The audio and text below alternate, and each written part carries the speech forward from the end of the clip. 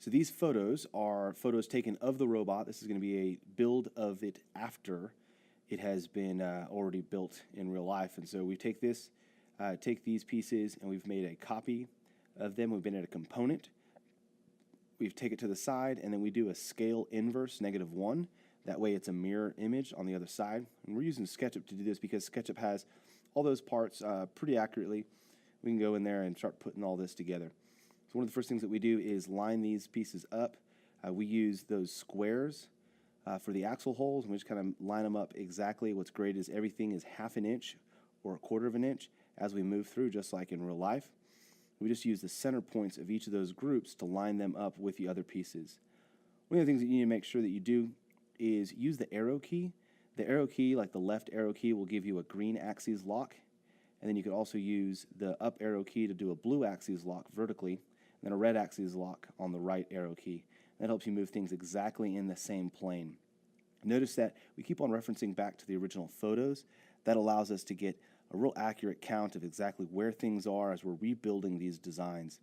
These designs are rebuilt, which are really helpful for us to have this information later on.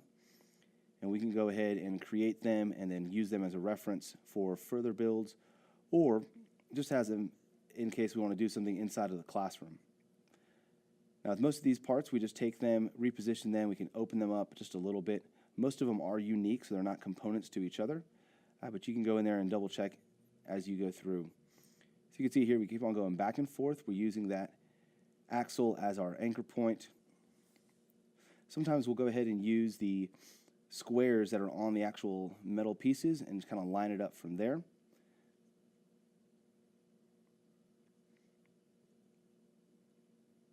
With the screws, we use the hexagon that's on there, and we can just use them back and forth. The screws are just kind of a nice little touch. They're not a necessary part. And you can see we're taking those pieces, moving them around, and getting them lined up just in the right spot. And we just bring those down until they're touching. And so we get that space and fill those in.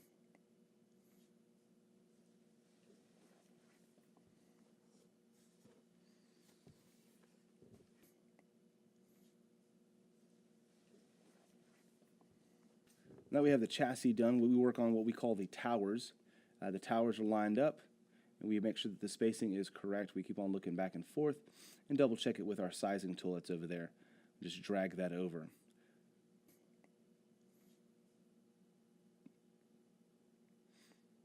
Now remember the link to this SketchUp file. It's an older SketchUp file, but we use SketchUp 14 at our school. So this file will allow you to kind of get in there and pull up the pieces and kind of get in there. If you want to go ahead and update them, you feel free to. But this is a collection of a bunch of them that we've used from different people that have created things, and some of these have been custom created as well on here. Most of the time, we do not make 7-hole or 9-hole pieces. We'll either just take a 5 and extend it and just get used to that overlap to make that piece, because this is just kind of an idea, just a sketch. Here we are putting together the gears. You can see that we've got the gears lined up just right, getting them set up on those pieces. And what's great is you can also, once you commit a piece to another piece, part those together by using the group. And so you just go make a group of them and kind of set it up. Again, you can see here that since we have components, we have that right side, left side. It really makes it easy for us to get just one side done in a very quick fashion and the other one lined up. Real time, this build took about 45 minutes. So sped up, obviously, a little bit faster. Had it not been, intended for going back and forth with the photos and kind of looking at it. But this is the overview of kind of what that chassis was built with the towers and with the arms based off of those photos.